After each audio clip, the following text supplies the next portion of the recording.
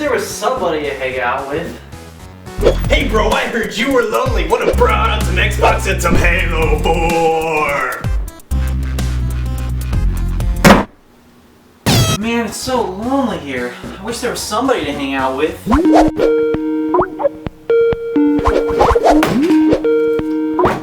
What's up, Jimmy? Dogs. Second, Jimmy. That's right. Maybe if I get a dog, I won't be lonely anymore. Oh yeah, totally.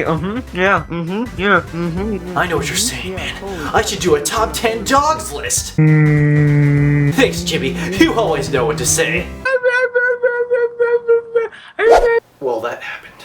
You know, I've always been a dog person. I love them so much, and I love it when video games use dogs. So I thought, hey, why not make a top 10 dogs in video games list? And you know, this was actually a surprisingly hard list to narrow down. There's a lot of great video game dogs out there. So maybe don't hate me too much if yours didn't make it.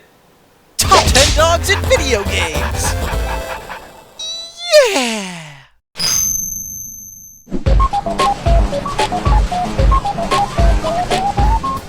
Now, let's start this list off right. Dog's Life. Are you kidding? Does a dog poo in the woods? Yeah! The game where you play a dog named Jake try to save his girlfriend dog, Daisy. No. Daisy! I'm a dog. I got emotions and all that. Hey, this is an animated thing. The catch to this game is, you're a dog, which means a few different things. You get to smell things with something called Smell-o-vision. which I'm pretty sure is usually just a thing called first-person mode. You get to follow orders. Here, boy. Good boy, Jake. You can even bury bones. Great. But if that's too hard for you, you can always give up. And don't worry, if you're the type of dog who likes to race, then you can do that too, man. Oh, I didn't realize being a dog was so fun. Mom says he's as crazy as a nudist at the South Pole. You can even take control of other dogs with racially stereotypical voices. Thank you, Miss Peaches. Always a pleasure to hear from that girl. We go way back, you know. Oh, yeah, we do. Is anyone still watching?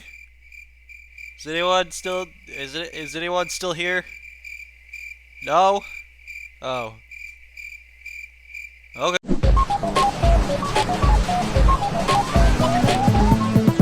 When it comes to quirky and unique games, it's kind of hard not to mention Lionhead Studios. And definitely one of the more interesting Lionhead Studios games is Black and White. Say what you will about Peter Molyneux, but he really knows how to make a unique experience. The first one was just this incredibly unique thing. I'd never played anything like it before. But honestly, the game was just a bug-ridden mess. I remember that I couldn't even finish the game because the game was just broken after like the 4th or 5th level. So in comes Black and White 2 to save the day.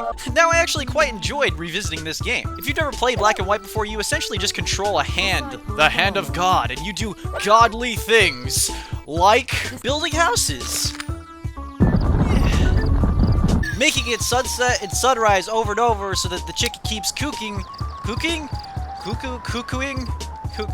Yeah, you do that. Throwing barrels from island to island so that your people can brew beer. You know, just the regular God stuff. Yeah! You can do a lot of other things, too.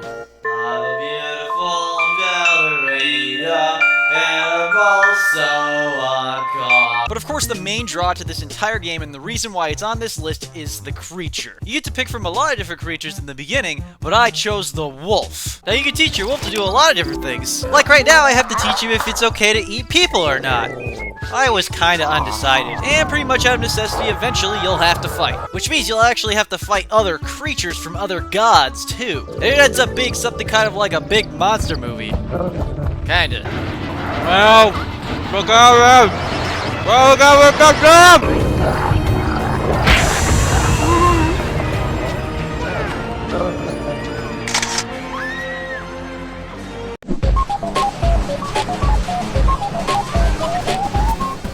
Now, I was actually introduced to Mega Man through Mega Man X. So when someone came over to my house and told me that there was a bunch of other Mega Mans that I hadn't known about, I was like,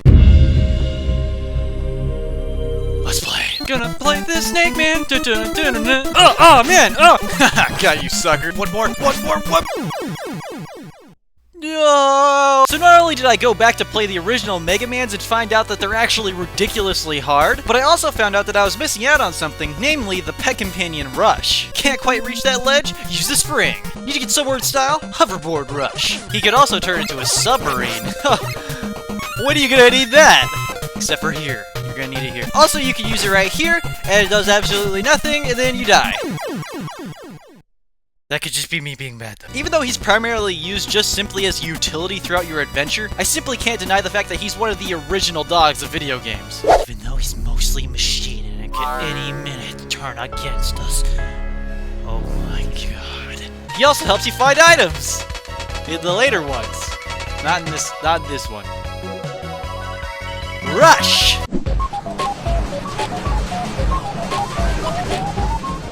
You know, at first I was dead set on putting the Duck Hunt dog in this list somewhere. I mean, he's like the original video game dog. But then I remembered there's actually a few other ones that I kind of enjoy. So I did end up having to make a decision, so I chose Silent Hill 2. Now actually I'm not much of a horror fan, it's just not really my thing. And the amount of work that you have to put in to get what I'm talking about, it's kind of absurd actually. As for what I'm talking about, there is multiple endings to the game Silent Hill 2. And in order to get the special 5th ending to the game, you have to complete all the previous endings. But trust me, I think you'll agree with me after I show you the secret Silent Hill 2 ending. And I'll leave it unedited because it's silly as shit.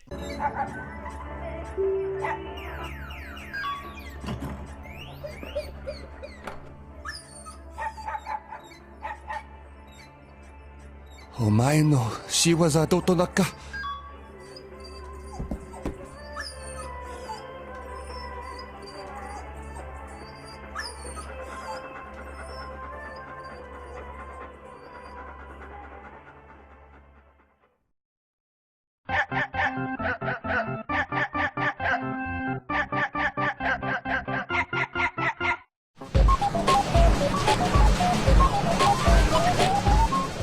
My dog.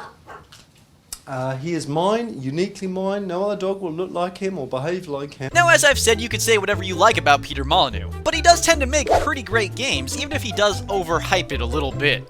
Okay, well, a lot of it. But that never really bothered me so much because he was always reaching for the stars. He was always wanting something that felt real. And no matter what, you can always tell that he's genuinely invested in what he's working on. And you have to admit that before Fable 2, dogs just weren't as interactive. And it's kind of funny that we're seeing a little bit of a mirror image of the Fable franchise now in Call of Duty, because Call of Duty is adding a dog to their game. But I don't own Fable 2 even though I've played and beaten it, so we have to make do with Fable 3. And this was actually the first time I had played Fable 3. And you know, I noticed a few things. Let me just show you. Oh, hello there, sir. It's very nice to meet you. Let us shake our hands in merriment. You too, sir. I fancy your mustache. You're looking sexy. I'm starting to notice I have a lot of black people working for me. Now the dog in all its glory is still intact. In fact, you can even change the breed of the dog if you want. With DLC. But I still had a good time swimming around with my dog, digging for treasure with my dog, grinding Loot Hero with my dog. He was probably there. Glitching with my dog, and playing catch with him. Come on, let's play some fetch. Let's play some fetch. Get it!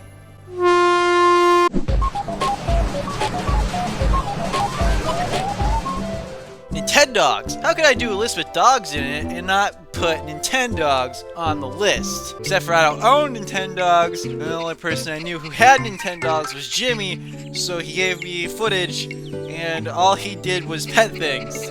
So, you can pet things like dogs, and you can pet things, and this is what you get when you get your friends to do your work for you. So there you go, the Nintendogs. Look at the cute doggy. This is a cute doggy. Look at the doggy. Nobody loves you, kitty. Get out of here.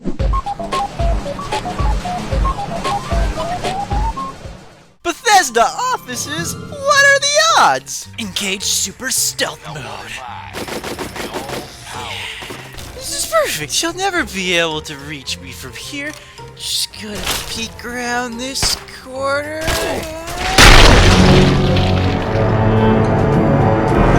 I'm so good at this game. So good at this game. I'm super good. Even though the whole post-apocalyptic thing is a little overplayed at this point, it's hard to deny the originality and uniqueness of Fallout. In fact, I don't think it's much of a stretch to say that Fallout 3 has one of the most iconic scenes in video games, exiting that vault for the first time and overlooking the vast wasteland. It really does just set the whole tone of the game immediately. Throw in the fact that Liam Neeson is your father, let's just hope I don't get taken. Let's go see. So you may have already known this, but there's actually a dog in the Fallout series that can be one of your companions. In Fallout 1, 2, and 3, he's always just somewhere out there in the wasteland. You just have to go find him. And when you do actually find him and get him on your side, he'll just follow you around. And guess what? His name's Dogmeat.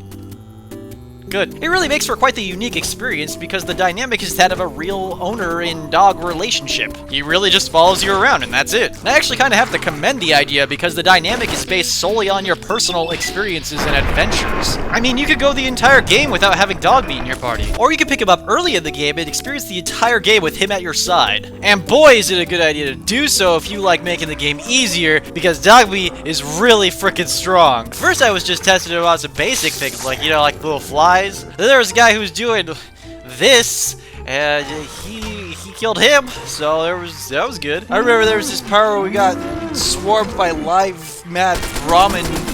That was kind of weird. And then I stealthily and tactfully went around all of these mines that were just laying on the ground. And then Dogmeat runs around, trips 8 of them in a row, and lives. And it wasn't soon after that that I started testing him against Deathclaws because we all know they're like the strongest enemies in the game. And it didn't take me very long to figure out that the best way to figure out how strong Dogmeat was to set up grudge matches.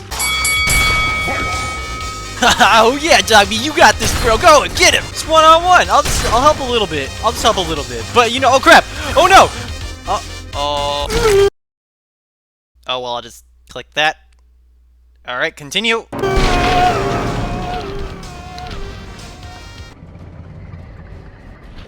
I died!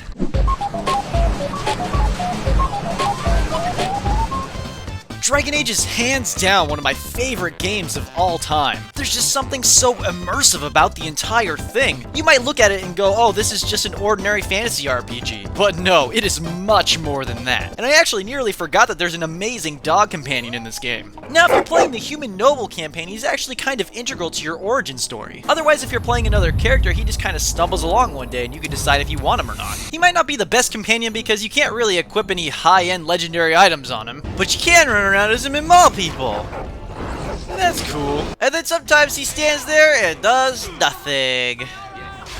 Also, you can customize his war paint, kind of like tattooing your dog. Oh my god, this is $1 million business. It's also a good idea to note that some of the interactions between him and the companions are some of the best in the entire game. And as such, it often makes the dog kind of the comedic relief of the adventure.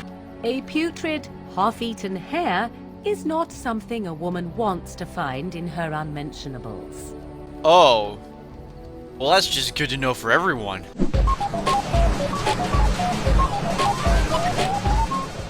Now, before doing some research for this list, I have to admit that I had never actually played Okami before. I was pleasantly surprised, to say the least. But I kinda had that feeling, you know, like the one where you knew you were gonna like the game, you just never got around to playing it. And I knew I would be doing a disservice to the people if I didn't play Okami for my top 10 dogs list, so I did.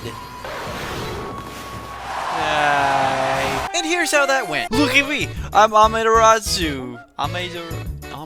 Look at me, I'm a dog god. And I'm gonna get you with my sword and this shot room thingy. Also, if you don't watch yourself right now, I'm gonna paint a brush on you, man. You better watch out.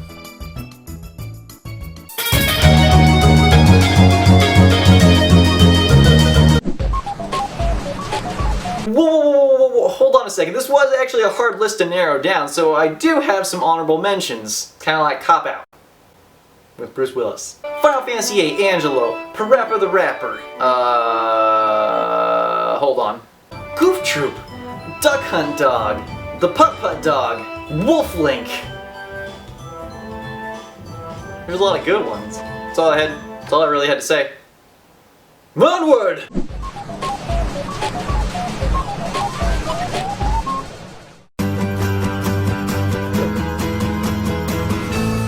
This is how I recorded my 3DS footage. really good footage.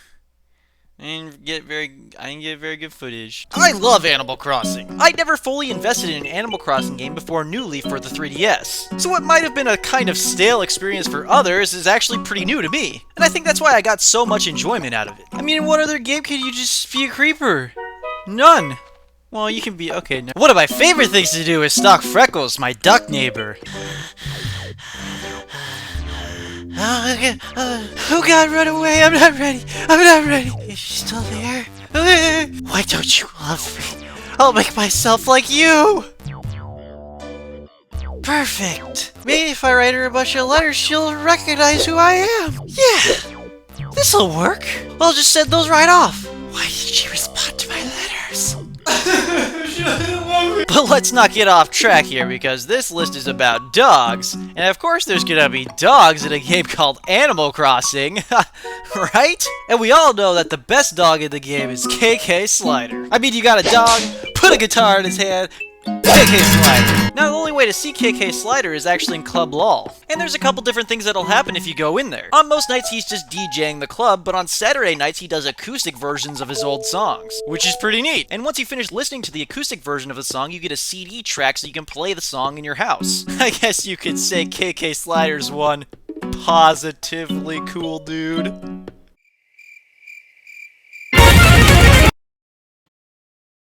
Hey, thanks for watching my video, but maybe now you're a little bit sad because the video's over, you don't even know what to do with your life anymore. But it doesn't have to end here because you can follow me on Facebook and Twitter to keep up to date on all my silly shenanigans, which you can find in the description down below. Also, if you'd like, you can check out some of my previous videos that I've done here, top 5 useless items and the top 10 swords in video games. Let's not forget a special thanks to Brutal Moose and Jimmy for making their cameo appearances. And I think that about does it for the day.